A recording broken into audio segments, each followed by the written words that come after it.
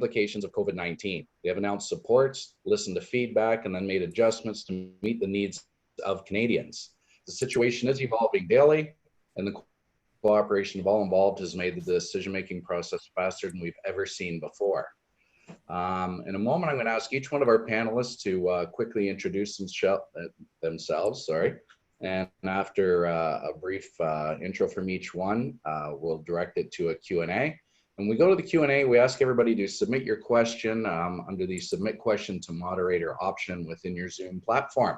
At that point, I will read the questions to the panelists, and they will be doing the responding back. So with that, I'm going to start with the introduction of the panelists. We'll start with Mayor Jeff Lehman, City of Barrie. Welcome, Jeff. Good morning. I'm Jeff Lehman. I'm Mayor of the City of Barrie. Short and sweet. MPP Andrea Khanjin, Barrie Innisfil. Andrea Khanjin here, Barrie Innisfil, to serve. There we go. MPP and Attorney General Doug Downey, Springwater, Oro-Medonte. Barrie, Springwater, Oro-Medonte. Happy to be here. Thank you. Nailed it. MP John Brassard, Barrie Innisfil. Hi, everyone. Good morning. Glad to be here. Thanks for organizing this once again, Todd, and to the Chamber as well. And it's good to have Michelle on with us this morning as well. Perfect. And that leads right into Michelle Eaton, Ontario Chamber of Commerce. Welcome, Michelle. Hi, I'm Michelle Eaton. I'm the Vice President of Public Affairs at the Ontario Chamber of Commerce. You have a great local team here in Barrie, so they're fighting for you and advocating for you day in and day out. We work very closely with them, so happy to be here today, and look forward to our discussion. Excellent. Thank you, Michelle. And just to note that MP Doug Shipley, Barrie Springwater, Oro-Medonte, unfortunately is unable to join us today, but he promises he will be here for the next session. So with that, we're going to go into the panelists, and we're going to ask you for a brief 5 to 7 minute update on the status of things from your perspective. And from there, we'll start right off with City of Barrie Mayor Jeff Lehman. Thanks very much, Todd. Sorry, it's casual Friday here at the office. I imagine it is for you too. By way of update, I think we'll start with the local situation. We do know at the moment that our local case numbers remain actually relatively low. The healthcare system has been able to handle it, but we are seeing community transmission in our region, and there remains concern about whether or not there is a surge yet to come. I think that being said, we can say at this point that we are flattening the curve. But how long the tail is the question that everybody now has. And I think the question that many in the business community are wondering too. Is it a month? Is it 2 months? Is it 3 or 4 months before we are back to normal? And what does it look like as we come out of this? For the moment, we're at a very intense point where we absolutely must continue with all the restrictions. And in fact, you know, the restrictions have been tightened even in the last few days. The Premier acting on long-term care and so forth. But I think as we look ahead, and as we at the City of Barrie are looking ahead, we are thinking about, you know, how does this look when we start to come out of it? So City Council, by way of local update, City Council's met 3 times already. Those are all been virtual meetings, emergency meetings. We've been dealing with our response to COVID, which of course has been to basically shut down all the public facing services at the city and adapt our public spaces to the need for social distancing. I've issued 2 orders under a municipal state of emergency, which we declared on March 23rd. We're able to put emergency orders into effect under my signature. So it's obviously an expedited process, and following similar measures in the City of Toronto, Barrie enacted a bylaw to enforce distancing and enforce, you know, people not using playgrounds and other public facilities in order to help stop the spread. I think on the economic front, though, I wanted to say that on day 3 of the crisis, on March 16th, we put together the Economic Support Task Force, which includes all the industry associations in the City of Barrie, and ably supported by Todd from the Chamber here, the Sandbox, the Downtown BIA, Georgian College, the Henry Bernick Center. And the purpose of that organization over the last month has been to try and coordinate the distribution of information and supports for our business community, as well as a sort of rapid response on where can we help businesses get through this. And one of those measures was to help businesses move online. So we took the Digital Main Street program that the city was running. You just saw Mayor Tory announce this yesterday in Toronto. We actually did this about 3 weeks ago, where we took the Digital Main Street program. We met, we got a group of 18 local digital agencies together, and we started connecting businesses that had to shift from bricks and mortar sales online and getting them the help to do that. So we've seen about 60 or 70, I think, move through that program already in the first 3 weeks. And you know, those are the kinds of local initiatives that we can all take to try and support getting businesses through the crisis. I guess on a broader front, in terms of the economic relief and support, you know, to the theme of today's webinar, you know, the way that the federal government and the provincial government have set aside partisanship and moved together has been remarkable. And I think the collaboration between all three levels of government, what many people out there don't see is that organizations like AMO and the Ontario's big city mayors have been working together with the government. And in fact, there was another measure taken yesterday by the Ford government. Thank you very much to both of you with regards to how municipalities can adapt their labor practices to respond to the needs of COVID. The collaboration between levels of government has been remarkable. The lack of partisanship has been remarkable, and I think that will reflect well on people when you know, people sort of look back on the crisis and say, did we all pull together to help Ontarians, Canadians, and residents of Barrie? So I have nothing but praise so far for what we've seen. I think the challenge that we will have now, of course, is nobody really knows what can open up when. And what that will look like in terms of what measures need to be ongoing. And I think until we know that, it's difficult to plan for recovery. But the last thing I wanted to say is that I think we do need to start thinking about it and talking about it as a community. We can expect, for example, that large gatherings, festivals, I mean, we're a city of festivals. We're going to be challenged by that in the, you know, the second part of this year. People are not going to want to gather the way they did before, and it may not be appropriate to allow them to do so. So how can we shift some of those models, but retain that energy and that economic strength that, that those events can bring? How can we work with our industry associations to understand the individual opportunities as the economy reopens to come back as quickly as possible? And so I want to close by thanking the Chamber for putting this together today, and also for their work over the last month. If you just look at the list of webinars and events that the Chamber of Commerce has hosted in Barrie, along with its partners at the city, at the Sandbox, at the Burning Center, it's remarkable. And I think we can be proud in Barrie of some of the infrastructure that we built in the last few years to support entrepreneurship. You know, the Burning Center and the Sandbox did not exist 3 years ago. They have augmented the work of the Chamber and augmented the work of the city, and the collaboration has allowed us to, I think, help more people. So, you know, it's a dynamic situation. We at the city are going to get back to business. So just looking at next steps, one of the things we want to do is processing planning applications and making decisions on construction projects so that we have shovel-ready projects ready for potential federal and provincial infrastructure investment in Eaton.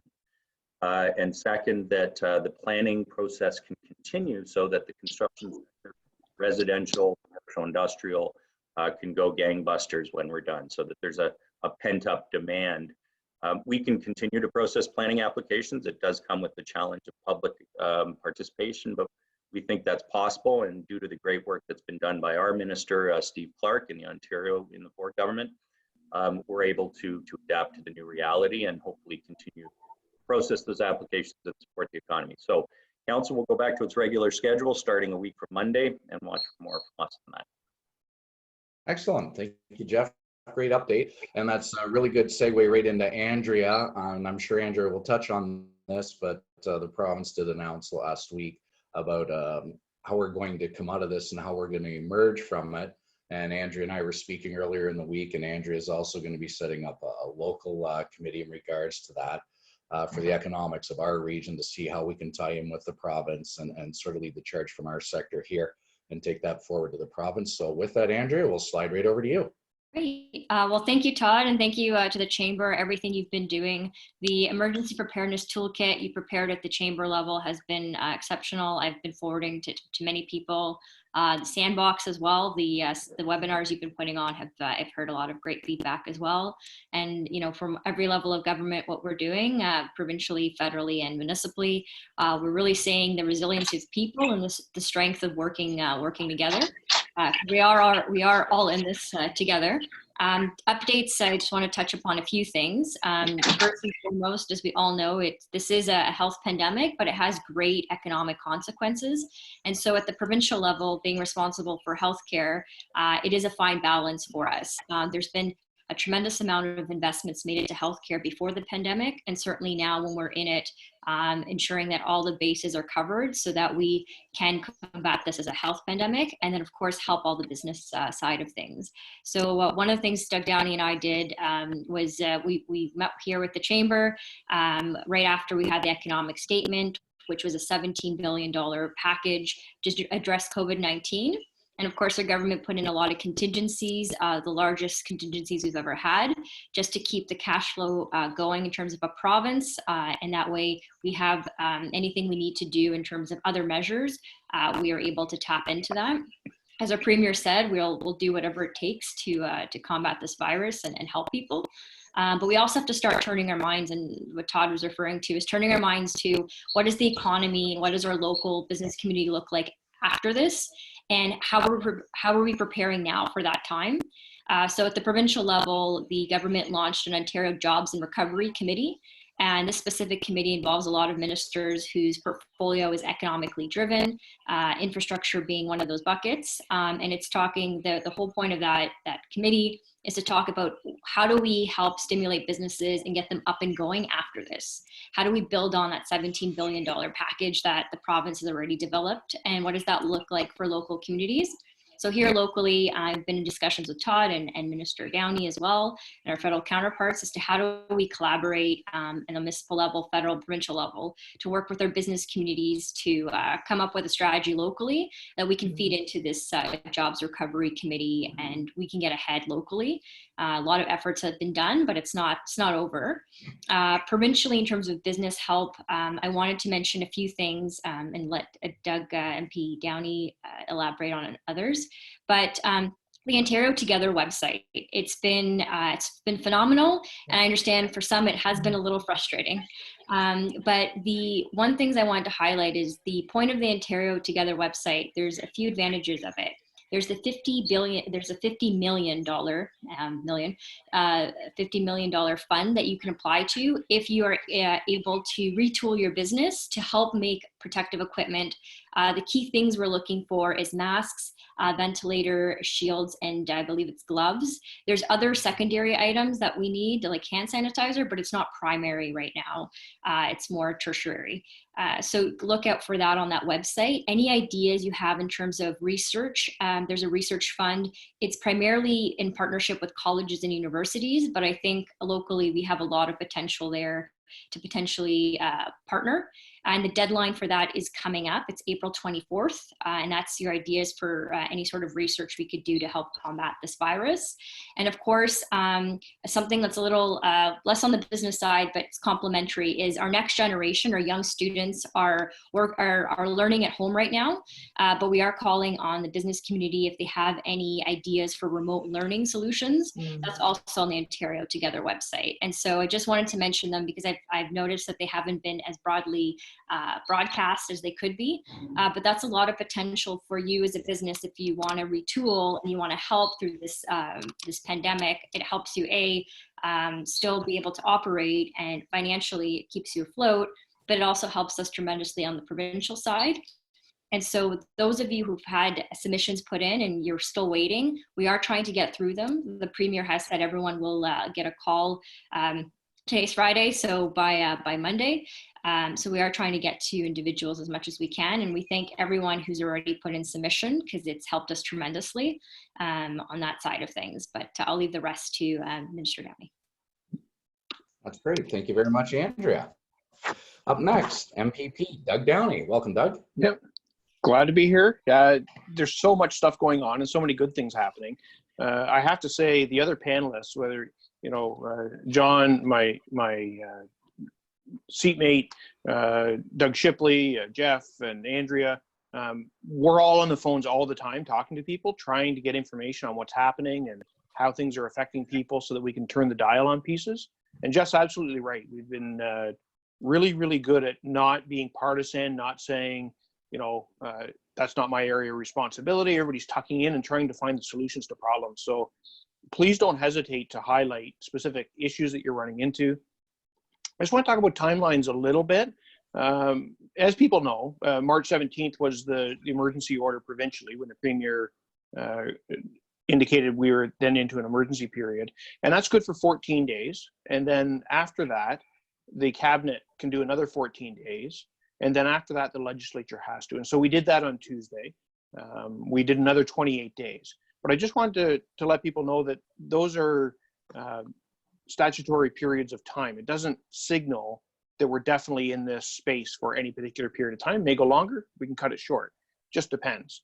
But it's all driven by science. It's all driven by what we're seeing in the data. And I think all levels of government are being really good at letting that be the driver. So we're going to keep watching. I think the next week is really important. As the weather turns to nicer weather, which is actually, it's very helpful. I was talking to somebody this morning, and they said the doctors are happy that we have a bit of snow on the ground in parts of the riding, keeping people inside, keeping the social distancing, all that stuff remains important, certainly through the next week. We all have collectively a number of long-term care homes and places where we're seeing the outbreak happening. And so the resources, the Premier is being very clear, the resources need to come into that space. We need to contain and deal with that. So you saw a shift this week in that sense. In terms of supplies, as Andrea mentioned, we have some phenomenal manufacturers in our area. South Medic is a huge one, doing everything they can to try and contribute to what's happening. RVH is doing a great job. Georgian College has jumped in with some beds, with some extra space, so that we feel that we have the capacity that we need. Everybody's doing things a little bit outside of their normal, which is well, it's good for everybody. We meet with cabinet every single day. Emergency orders are considered every single day. So if there's something that's not quite working, and I'll give you a very specific example as it relates to what we're seeing happen in Barrie. We put a freeze on limitation periods, meaning that time stopped, that you didn't have to rush to hit a deadline. But what we inadvertently did was the construction lien time stopped as well, so that contractors couldn't get paid. They couldn't get the hold back. So we went back and we adjusted that. Again, not only are governments cooperating with each other, they're not suggesting that they're getting it right because we're moving so fast every single time. So feel free to let us know. I'll just finish with the essential business list, with the essential business committee, with the what you can and what you can't do list. I think that's really important. It's impacting members of the chamber directly. We're hearing from hardware stores. Andrea brought to my attention yesterday some hardware stores and some other stuff. We meet regularly, and we're again, it's driven by medical. It's having a huge economic impact in Ontario. We know that, but as we see the data move along, we'll be able to start reintegrating in the economy, and I look forward to that part. But I want to leave lots of time for questions, so I'll stop there. Excellent, thank you, Doug. From that, right over to John Brassard, MP. Well, thank you, Todd, and thanks again to the Chamber and for everybody being here this morning. At the federal level, there's been lots of changes since the last time we spoke, which was a couple of weeks ago. We've had a couple of sessions of Parliament that have happened. We've seen changes to legislation specifically related to the Canadian Emergency Wage Subsidy and the Canadian Emergency Business Account. And I will say, and to reaffirm what's already been said, this Team Canada approach that all levels of government are working together, all opposition parties are working together, because at the end of the day, we as an opposition party federally want the government to succeed. And we want them to succeed because of the situation as it is affecting Canadians. And it is affecting Canadians greatly, not just individuals, but businesses, as you know. So we're really working hard. We're asking a lot of questions. We're putting up a lot of suggestions.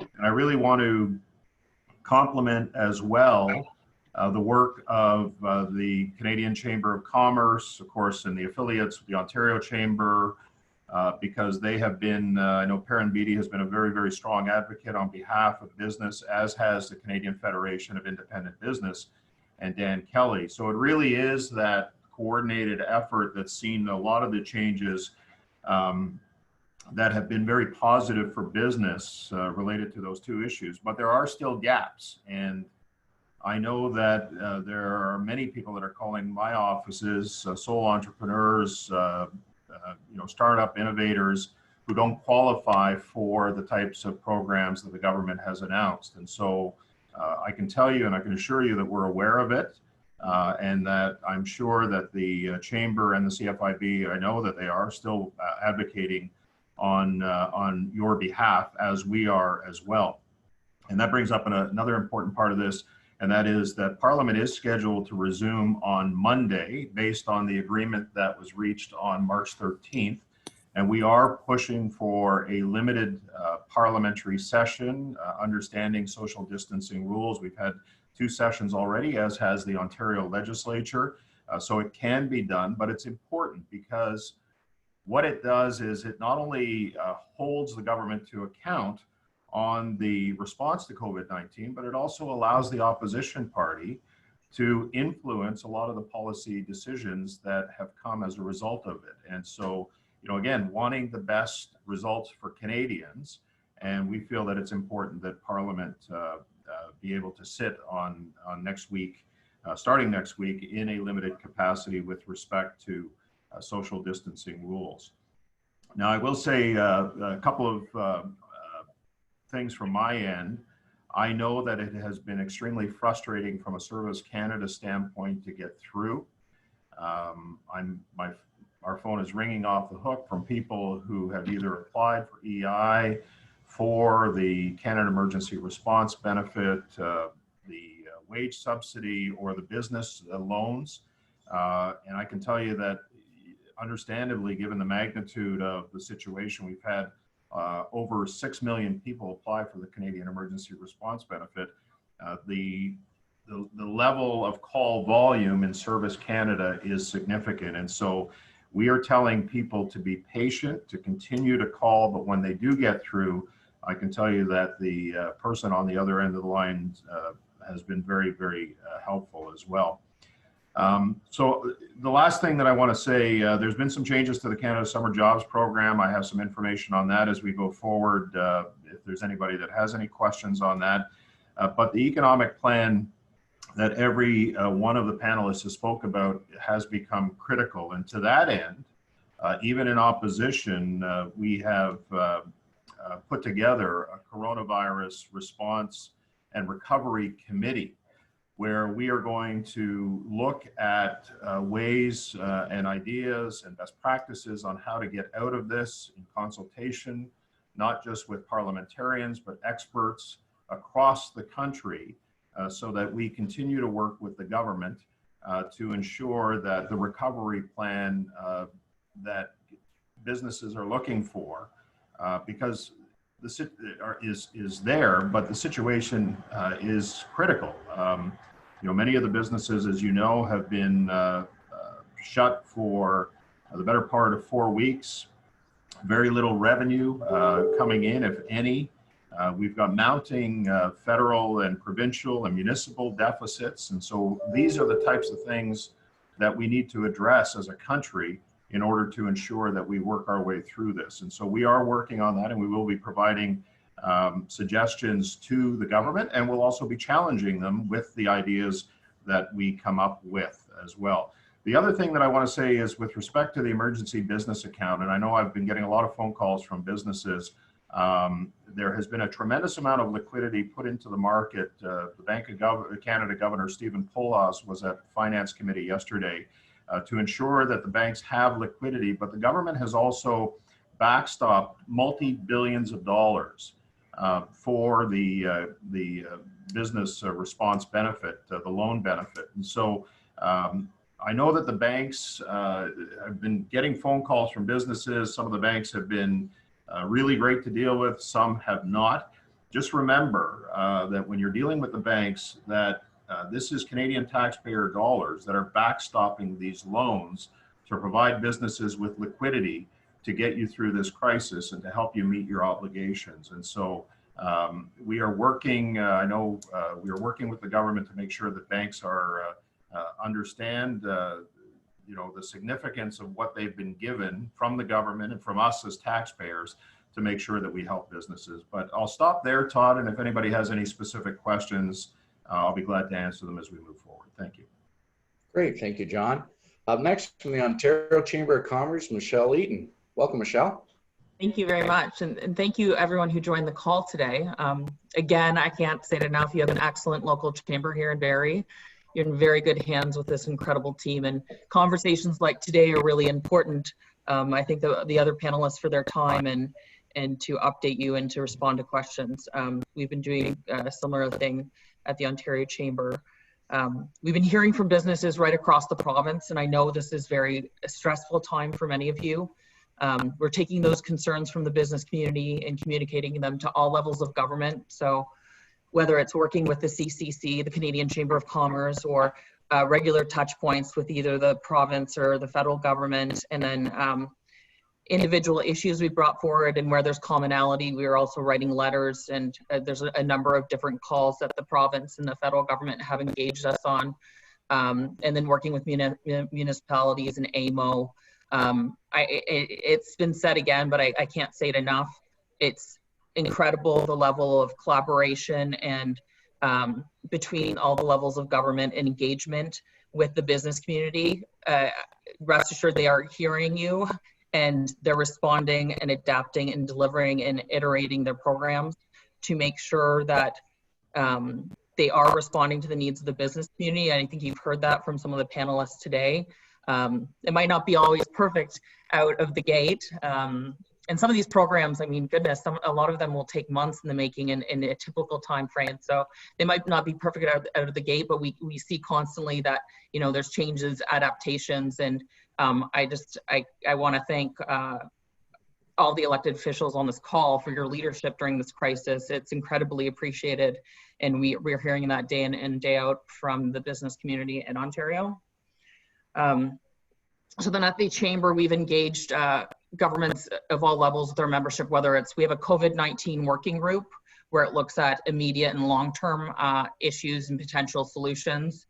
We meet with our chambers of commerce and boards of trade from across the province. There's 135. We meet with them weekly, and we've had different members of government come and join us and give an update, which is greatly appreciated, and they can ask questions. And that call, our weekly call with the chambers, that really helps inform some of our advocacy. It lets us hear concerns that they're hearing. Of course, we talk to most of our chambers every day, but you know, it helps us inform ways that we can support them, and during this crisis in particular, because I know that the volume that I know that MP offices and chamber offices are likely very overwhelmed with a number of questions and distraught folks out there. And I think it is like, it's information overload for many of you. So we've actually tried to make our website a one-stop shop destination to support business and employees. So it's occ.ca/COVID-19. There you can find anything from our pandemic toolkit. There's resources for mental health. There's resources from work from home, because goodness, I know, like we've all experienced all those challenges of trying to figure out how to work Zoom for the first time or do meetings for the first time remotely. And it's you know, we're trying to do everything that we can actually help. And when the business community, like we're often on calls or receiving emails with questions or issues that are popping up. Whenever someone emails us, we're actually updating our FAQ on our website to reflect those questions, to make sure that, because if one person has it, likely many haven't. So we're really trying to make sure that we're answering and responding to people's concerns at this time.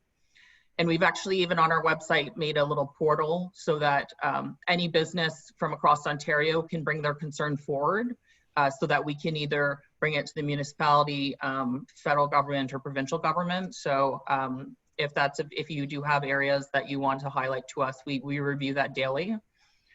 And then, you know, it's such a challenging time for so many businesses, but there's so many great stories of businesses stepping up and diverting resources to COVID-19 efforts. So we are actually highlighting any business from across Ontario. We call it difference makers, the indispensable partners in the fight against COVID-19. So we've been highlighting them on our website and across social channels to showcase the good work and you know, in it together spirit that we've seen across Ontario.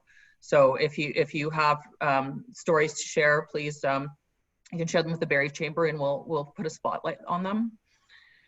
And we've also been doing different webinars like the Barrie Chamber. So today we actually have one on cybersecurity, but we held one on, and you can still sign up for that, but we held one on understanding different provincial and federal programs, which was, we had 100 or 1,000 people subscribe to it.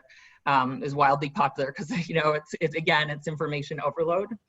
And then another thing that we've been doing is sharing some of the local stories we're hearing from across Ontario with media, to make sure that those voices are being heard, because I think sometimes, particularly in rural, remote communities, people feel a little bit, you know, it's a stressful time, and you know, it's important that those stories are shared and that they have a voice.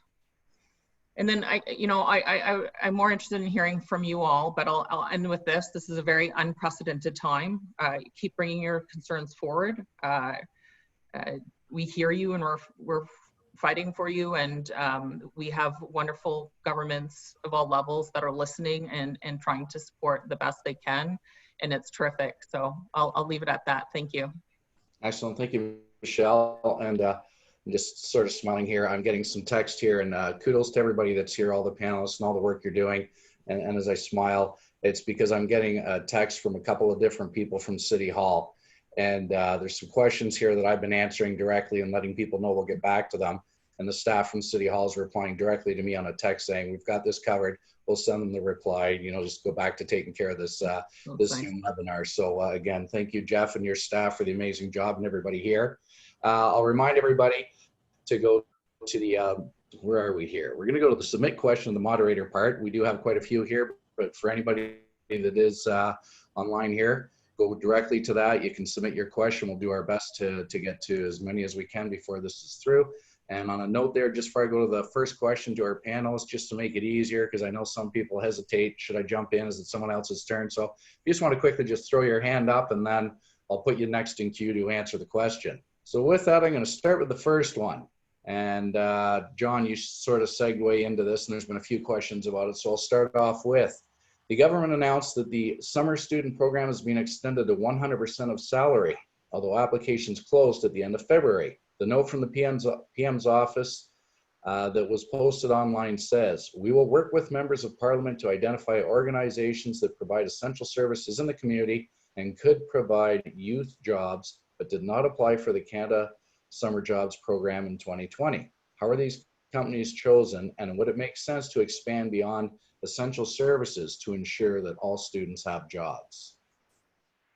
Who wants to run with this? Yep. Okay. No problem. No problem, Todd. I'll let everybody in on a little secret as it relates to the Canada Summer Jobs Program. Members of Parliament have a tremendous amount of discretion when it comes to funding the CSJ program. So the businesses will typically put in an application. It starts actually back in January or so, when we give Service Canada what our priorities are within our communities. And my priority for as long as I've been the Member of Parliament has always been not-for-profit organizations, those social agencies included, as well as not-for-profit community organizations, those that generally are not-for-profit and do good work within our community. And so the Canada Summer Jobs Program, the list has already come out. We actually received the list last Thursday, and we're working through it now. We have to finalize who we're going to allocate the money to by Monday. But with the announcement that's come out the other day, the funding has actually been extended to essential positions, which are filed between May 11th, 2020, and then to February 28th, 2021.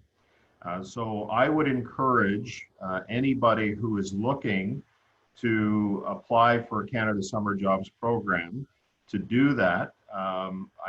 We're actually going to be posting later today information on how the application process can work. But there is, the government has announced that a special template will be completed, and Canada Summer Jobs staff will contact the added organization as well.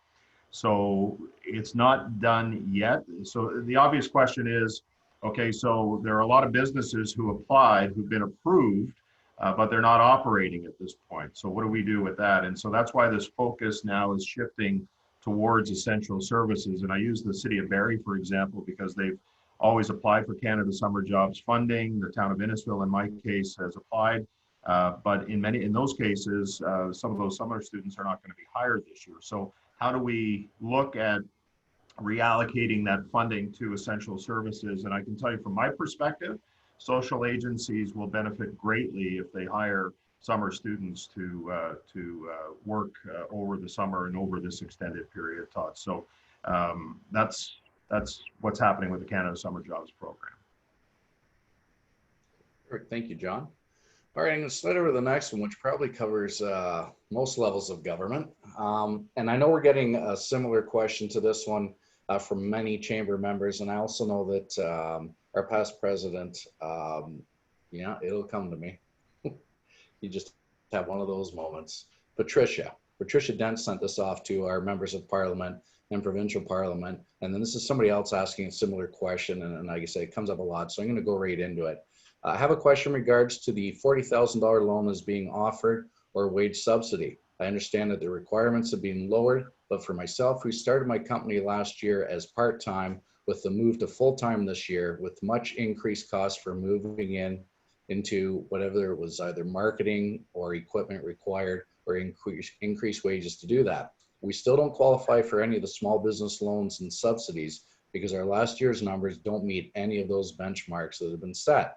So is the government looking to do anything for those startup companies that are 1 to 2 years old that have been working hard to be full-time this year that hasn't had the expectation that was expected, but still has much of the increased cost? I think Michelle can start on that one, and then maybe I'll follow up if that's okay, Michelle. For sure. We've been hearing that quite a bit about pre-revenue companies, and we've certainly brought that forward. But yeah, it's an issue we've been hearing right across the province, pre-revenue, or depending on how their revenue is, or some people are having problems with their criteria and how they fit into some of the programs. But I think that's well on the federal government's radar, and they're looking at those things. But I'll let John speak to that. Yeah, and it's definitely one of the gaps that continue to exist, and I know we've been advocating for it. Dan Kelly, as I said earlier, Perrin's been advocating for it as well. And a lot of it has to do with startups. There's the owner operators, for example, that have no payroll. They do the work themselves, right? And, they don't take any salaries or wages, and much of their revenue goes towards operation, whether it's debt or continuing to build up the business. And so they've fallen into that crack. And I know that the innovation minister, Navdeep Bains, had a conference call with the innovation community. There were 1,500 people on the call, and he recognized that there are gaps for those startups. And many of them, as the mayor knows, and as the rest of us know, are right here in our own community. I mean, this is a very entrepreneurial community. There are many people that are in this position who don't qualify for either the wage subsidy, the business loan, or even the CERB, the Canadian Emergency Response Benefit. And we're going to continue to push to make sure, as I'm sure the Chamber will as well. Great, thank you, John. Andrea? I'll just jump in. So one thing that we've been, we have a COVID support website that lists all the support for businesses federally, provincially, and private sector. And one of the things I just want to highlight is it's not open yet, but Facebook is working on a business supports grant of some sorts. Hasn't been launched yet, but essentially it's just going to be ability to apply for funds. Obviously, it's a worldwide company, but the North American footprint's pretty substantial. Excellent. Thank you. All right, into the next question. Has the provincial or federal government had time to consider what initiatives could be put in place to kickstart the residential renovation industry once this pandemic is behind us? Doug?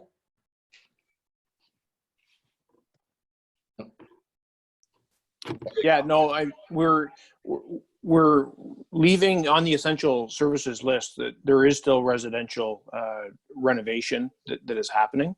I think all sectors, construction sector in particular, we spend a lot of time talking about construction, whether it be residential or commercial industrial. It employs so many people and the impact is so huge. We have the committee that Andrea talked about earlier that is looking at how we restart the economy when we're in a position to do so based on the data. And the construction sector is foremost in our minds. Minister Monty McNaughton talks about it every day, about the impact and when we turn the dial a little bit, what that does and how it affects everything from the workers to the funders to everybody. And so are there pieces in place? They're certainly being contemplated on how when we turn the dial, they get affected. And beyond that, the supply chains. And so again, back to Andrea's point about hardware stores and everything else, I think we're very conscious of it. And I think you'll see some targeted effort from the province. Great, thanks, Doug. Jeff? Thanks, Todd. I just wanted to add that, yeah, we're aware that there will likely be a surge of building permit requests as soon as interior work can be completed more easily, more safely, and inspections can resume. So that's something we are thinking about at City Hall. And again, the timing's a little difficult and the HR implications are a little difficult. You know, when do you bring more people on or under what circumstances? Because we're still fighting a cash flow crunch and looking to take costs out, not put them in. But we're thinking about this and how to be ready for it and, you know, be aware that with that pent up demand, there's going to be an opportunity in that. And we want to support that opportunity locally. Great. Thanks, Doug. Andrea? And I just add, in anticipation of the fact that the essential list was going to get updated and construction, we did clamp down on it a little bit. The Minister of Municipal Affairs did work with Mayor Lehman's team in different municipalities to let them know it was coming down the pipe so they could gear up their permitting and whatnot. But the other thing, just to clarify, is construction in terms of the limits is if your site has the foundation ready to go, you can continue finishing that site. If there's no foundation built, you cannot continue. And so that was the difference. The other major difference is residential foundation, good to go. Commercial, not so much. The other thing is we still kept any, major bridge. I mean, we see this all over Barrie in the 400, all major bridge infrastructure still going. So that's jobs, that's supply chain, hospitals that need to be built 24-hour constructions on board. And so if you see this type of trend happening now through the pandemic, you can see that it's a mini stimulus that's happening. And if we look at 2008 and what the federal government did at the time with the stimulus package, a lot of it was construction and infrastructure heavy. So I'd imagine that a lot of things would be similar to that coming out of this. Great. Thanks, Andrea. Michelle? Just wanted to add in to build on Doug's points. I know that the private sector has been deeply engaged around the construction industry is complex, period. And I know that Monty's office and the government writ large has been very engaged with speaking with businesses and people on the ground. So I just wanted to make sure that was acknowledged, because whether it's ESA changes, we've heard a lot about issues related to that or different, construction concerns. That engagement is happening, so it's very collaborative right now, and I think that's terrific. Excellent. Thanks, Michelle. All right, into the next question. When I read the PM's announcement yesterday on commercial rent relief, it appeared to be directed at commercial property owners and not directly business owners who are the renters. Has anyone heard any additional information on this initiative yet? John? Oh. No, you're on mute, John. You're muted, John. Okay, there we go. There you go. Other than what was announced, we haven't heard too much in the way that the plan is going to be rolled out. It would obviously require provincial assistance as well, and ultimately the buy-in by the commercial landlords, because I know locally, as we headed into April, it was a significant concern among local businesses. There was a tremendous amount of work that was done with commercial landlords locally to try to defer some of the rent payments that were happening. I know in the case of one commercial landlord, he only collected 25% of what was a substantial real estate holdings because he was working with local entrepreneurs given the circumstances that they were in. So I think the Prime Minister acknowledged yesterday in his announcement that it would require provincial help and certainly buy-in from commercial landlords. I know that he was speaking with the premiers last night. This was an issue that came up, but I haven't heard what the results of those conversations were with the premiers last night. Great. Thanks, John. Okay, next question up. Do we anticipate moving to a mandatory requirement like New York that will require everyone to wear a mask in public? I know it's just a guessing game at this point, but anybody, any thoughts? Well, I think let's talk about what we do know. We know that the Chief Medical Officer of Health has moved from not needing masks to masks are okay. I don't know that I'm hearing them pontificate about everybody having to wear masks. And quite frankly, from a provincial level, we have difficulties, just the way the law is structured, in making people do things. We can stop people from doing things, but we have difficulty making them do things. So that would probably have to come from a federal level. And I don't know, honestly, if they could make people wear masks without invoking the Emergency Act, which they haven't done, and it's a provincial position that they don't need to do at this point because we're providing the service and leadership that's required across the country so far. Excellent. All right, and with that, we'll go into the next one. I've recently been laid off by my employer. They're paying me 75% of wage from the government subsidy and not the additional 25%. It says if you can pay the 25%. It's a bit of a gray area. Do you know how this is determined? This individual is worried about collecting this money and then later being in trouble with the CRA come tax time, and should have been on EI or CERB. They made a mistake. They want to know if the issue is going to fall on the employer themselves, and I'm sure that's more of a tax question, but we've also had this one numerous times at the chamber, and it's probably better that someone else answers this one this time. Well, the 75% wage subsidy that was announced by the government is intended to keep that connection between the employer and the employee and to not put somebody off into the response benefit. There's nothing that obligates the employer to top up or supplement that 25%. That is a request on the part of the government when they initiated the wage subsidy. The 75% is a maximum. I always get confused with this number. I think it's a maximum of $847, Michelle. Yeah, that sounds right. I get 847 and 857 confused, but it's over $800. So it actually is more than what the emergency response benefit calls for, which is, and that's a week, $500 a week, which is what the CERB calls for. And both are taxable, but there's nothing that obligates, that provides an obligation on the part of the employer to top that up. And remember as well, in addition to keeping that connection with the employer so that when we do get back to some sense of normalcy and business opens up, that transition can be as seamless as possible, but it's also designed to help people meet their obligations as well, obligations related to mortgage, other debts, buying groceries, and all of that stuff. So certainly people are not going to get wealthy by that 75%, but it does provide the employer an incentive to keep the employee on so that when we transition to a sense of normalcy, it can happen relatively quickly. And I don't know whether anybody has anything extra to add to that. No?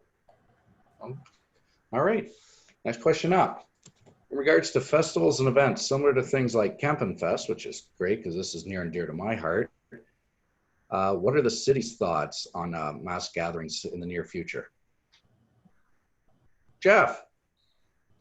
Yeah, and that is a $1 million question for anybody who runs a mass event. You know, it's absolutely impossible to know what the guidance of public health is going to be at this point, and when. You know, I think we are all hoping, especially in a community that has a signature event like this, that's sort of in that medium-term horizon with Kempenfest, but all of our other mass events, that you know, there will be a way to proceed. It's going to depend 100% on whether public health feels that that's possible. Obviously, the city's had to already delay or shut down some events, and we do that on a bit of a longer lead time. You saw in Brampton, Mayor Brown canceled the July 1st celebrations. We've gone to June 30th. We're going to hold on to July 1st for now, but you know, all of this is going to depend entirely on whether or not the mass testing is available and the other measures are available to allow us to come out of the kind of restrictions. So the direct answer to your question is it's actually up to the Premier, and I guess, Doug, maybe the legislature under the emergency order, as to when the ban on gatherings is lifted, because that is the provincial order. I know they are taking the guidance of public health and science, and so, you know, our best guess around that is really around when do we develop the ability through the testing regime, through track and trace, and hopefully the success that we're having in flattening the curve. When does that all play out into the ability for us to be able to hold mass events again? So I wish I had an answer for you, but I don't. I just want to touch on the economic side of this as well. And Minister MacLeod has been clear that programs like Celebrate Ontario that grant monies to help people, to help organizations, arts groups and festivals and whatnot, will continue. And whether those events actually happen this year is not going to be determinative of whether they get a grant, because we know they have sunk costs and we want them here. If they can't do their event in June, we want them here next June.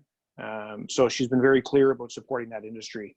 And I think you'll still hear, I know you will still hear of grants coming forward that people have applied for before this started. And the fact that they're not holding the event is not going to knock them out of the box. So Andrea, do you want to comment there?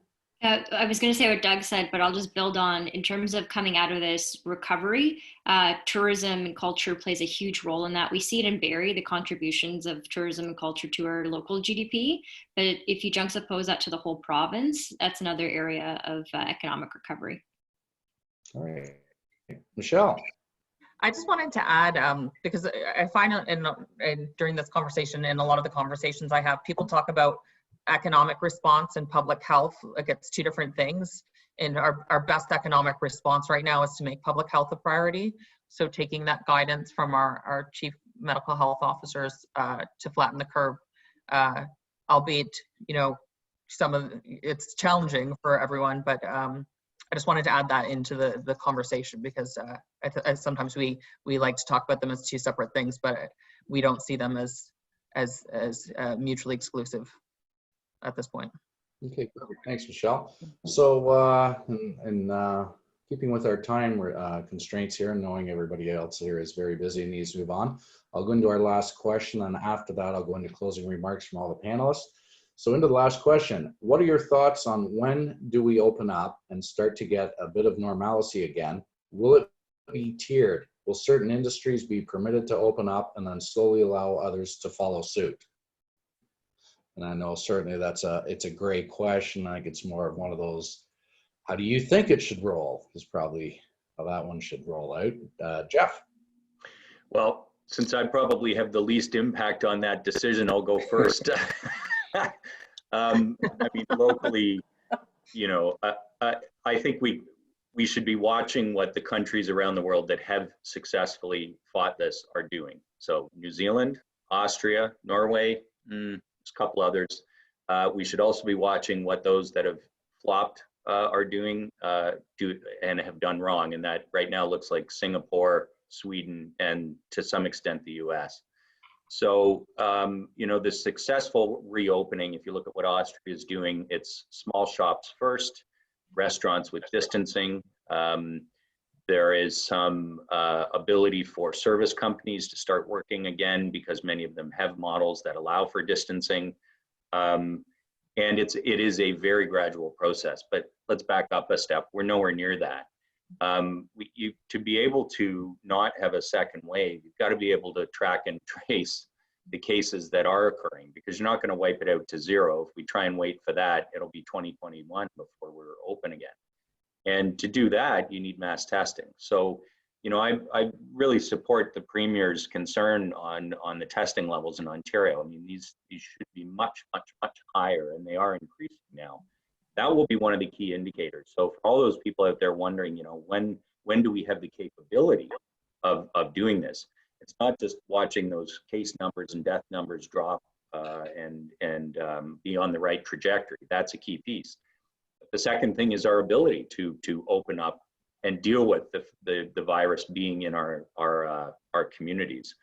So what I'm sort of being told by public health is, you know, once that capacity is there, and once we see that trajectory out of both the caseloads and the hospitalizations, then we can start to talk about something that's a gradual opening up. Excellent, thanks, Jeff. John. Yeah, listen, everything that Jeff said is accurate. Looking at models around the world, successful models for reopening, mass testing is going to be critical for any reopening of the economy, even if it is in certain segments.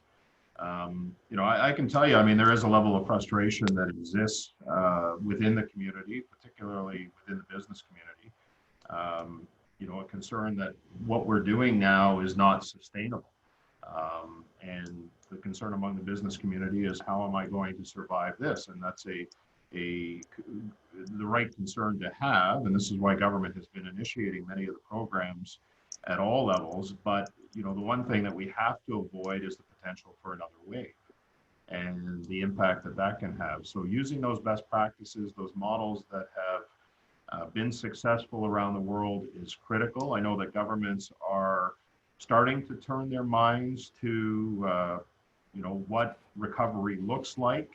And I think that, you know, from our standpoint, we're working, as I said earlier, within the committee structure within our own party to assist the government and challenge the government as to what that recovery would look like and when that could happen potentially as well. So right now we have to be cautious. The public health experts are telling us that this is not the time. And I think, you know, if you look at Premier Ford and you look at the Prime Minister, they're adhering to the advice of the medical experts. And I think we need to continue down this path. As uncomfortable as this may be for some people and many businesses, it is the right path to take, but we'll get there, but we'll do it right.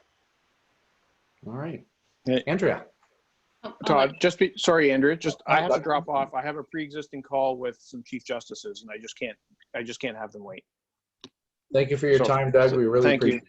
Okay. Andrea, go ahead. I just want to add two things, one on the health front, one on the business front. On the health front, I was speaking to a colleague of mine from Health Ontario, and she had mentioned the reproduction rate and why that's an important figure to monitor. So what that means is the reproduction rate of the virus. Right now, what we're trying to do is herd immunity, which essentially translates to everyone's at home and the virus has less bodies to contaminate and make itself more prominent. So if you look at, say, the Toronto numbers, I'll use that because it's a bigger population, their reproduction rate is 1.5%.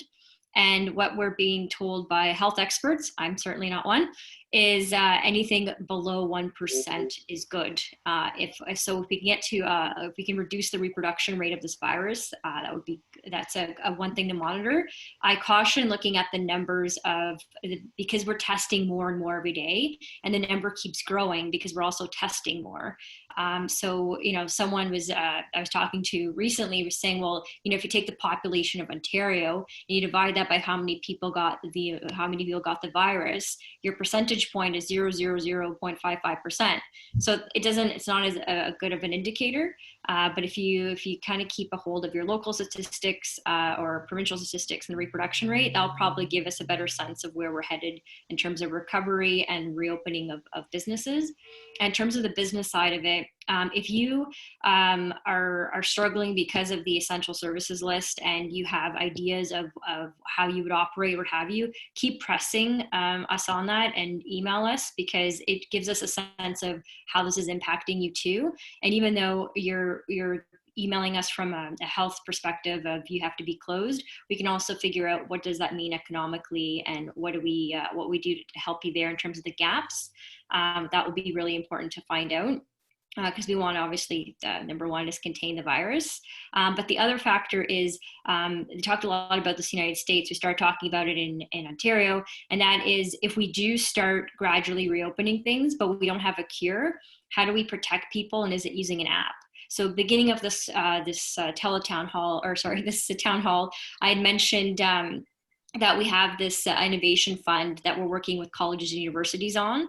And so part of that is, do we track people, and then do they get a notification saying, you were at a grocery store the other day and someone has COVID there, so be more vigilant, etc.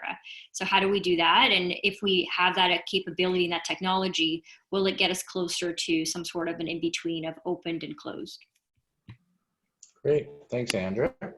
All right, and with that, we will slide right into your closing comments, and we'll start off with City of Barrie Mayor Jeff Lehman. Jeff. Well, thanks very much. Thanks for the opportunity to talk about it. I think one of the things we're going to look at over the coming weeks is that local process for recovery. So I would say to anybody out there who has thoughts about whether their business is closed or whether their sector has just been affected, but they're still operating, do let us know what you see at the local level that can assist. There's an element of this whole crisis which is about collaboration between all three levels of government, and we've seen the level of government in Canada with the major spending power deploying billions and billions and billions in relief, and it continues to expand. And we've seen the province, who has primary responsibility for healthcare and long-term care and so forth, tackling the day-to-day issues of the crisis.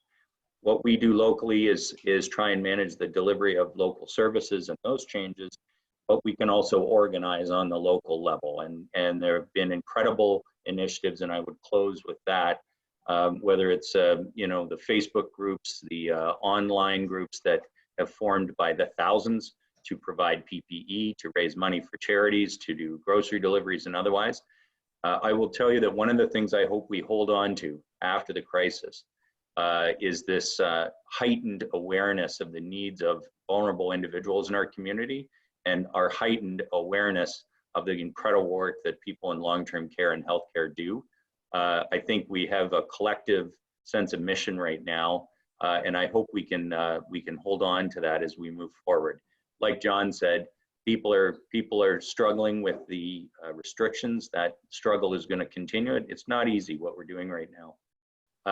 But I think our collective willingness to try and protect the vulnerable, particularly whether we're talking about seniors or immunocompromised individuals or otherwise, is really wonderful to watch.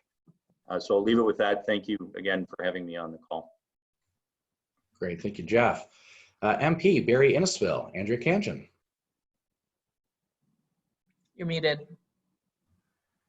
Thank you. I'll unmute myself. I just want to thank the Chamber and everyone for putting this virtual town hall together. I'm trying to be as accessible as possible. If you have questions, my office is still fully functional. We're just trying to do it safely. So still call, still email. We're here for you. That's why you elected us, and that's why we're using the tax dollars that you pay to the government and trying to give it back to you in areas that are of need. So that's mission critical right now. So just want to leave you with that. John Brassard and I are having a teletown hall. So if anyone wants to tune into that on Monday at 7, everyone's going to get a call if they want to participate. If your questions weren't answered today, but just know, we're all in this together. We've got your back, and we're trying to help as many people as we can. But we got to come together on this. And I would note that just don't forget the sectors that do need volunteers. Right now, more than ever, we do need to double down on volunteerism. The mayor mentioned Facebook groups like Barrie Families Unite, Innisfil Families Unite. It's a great platform for people who need help picking up groceries and what have you, and just that sense of humanity. Because if we can all help each other, we can all get out of this. And I think a great lesson learned is just the importance of unity in all of this rather than divisiveness. And as Canadians, we'll be even better coming out of this, but it's going to be tough. So I thank everyone for bearing through this. It's not easy, and I'm trying to be there for you as much as I can. Great, thank you, Andrea. MP Barrie Innisfil, John Brassard. Thank you, Todd. And I will just reiterate that, my staff have been tremendous throughout this. I've got 5 that are working full time to return emails and return phone calls as much as they can, both here in the constituency office of Barrie Innisfil and in Ottawa as well. And we have consistently been communicating. I have a daily update that we post out through social media and through media releases. Our website is continually updated, johnbrassard.com, on a daily basis, sometimes hourly as the information becomes available. And of course, our social media platforms at John Brassard CPC. And as Andrea mentioned, we're going to be holding a teletown hall where we expect potentially 25,000 households to be engaged on Monday evening. You'll hear more about that over the weekend. I guess the one thing that I'll leave everybody with, and I'm certainly, as I communicate with people, the level of anxiety and anguish that many people have been feeling within our community, they're really looking for a sign of hope that we are going to get through this, and we will. Our country has been through a tremendous amount in its 152-year history, and all of the wars that have been fought, and the Great Depression of the early 1900s, we've always come through it, and we've always come through it stronger. And, we saw in advance of what happened, what started in this country a month ago, we saw a tremendous amount of polarization, people not connecting, politicians fighting, and over the course of the last month, I can't think of a better example in this country of what it means to be Canadian and what it means for all of us to be working together than what we've seen over the course of this last month. So like Andrea and like Jeff, and I'm sure like you, Todd, and others, we want to see this continue. We want to see us working together for the betterment of not only our community, our province, but our country as well.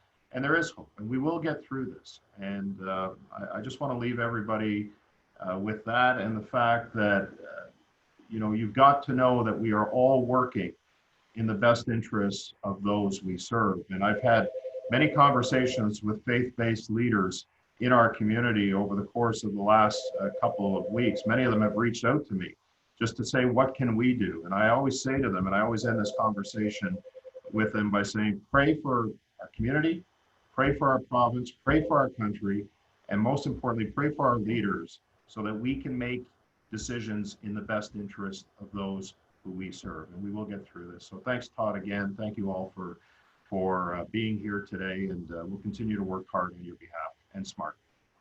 Great, thank you, John. Ontario Chamber of Commerce, Michelle Eaton.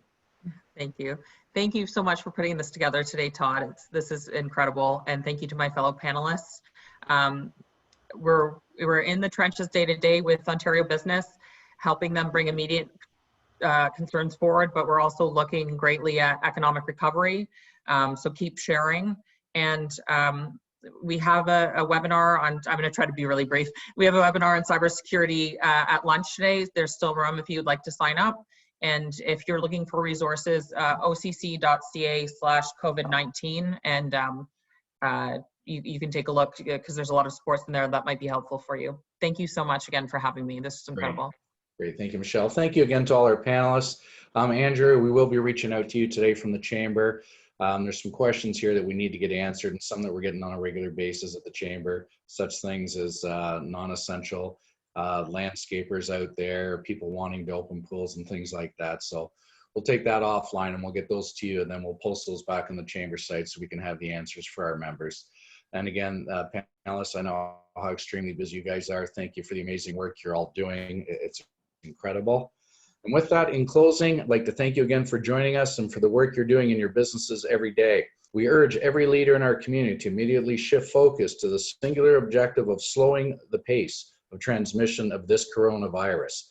Both our federal and provincial governments have enacted measures that will only be effective if all employers step up and do their part to protect our provincial health and welfare. All levels of government have expressed a commitment to protect businesses, employees, and everyday Canadians to ensure that we can all come through this together. The Barrie Chamber of Commerce and the Sandbox are here to help you through this. Please feel free to email or call if you need anything more. We also implore everybody to shop local. We need you now more than ever to support your local businesses, whether it's a takeout from a restaurant or a gift certificate to help a business ride out this storm. Every little bit will surely help someone. And I also strongly urge everyone to stay home and avoid any travel to cottage country to stop the spread of the virus. The hospitals and grocery stores in those areas are not equipped at this time of year to deal with the influx of people, and it'll quickly become dangerously overwhelmed in those regions. So we ask everybody to stay home. And again, to all our panelists and to everybody that viewed in, thank you very much for attending on behalf of the Chamber and the Sandbox, and everybody have a great day.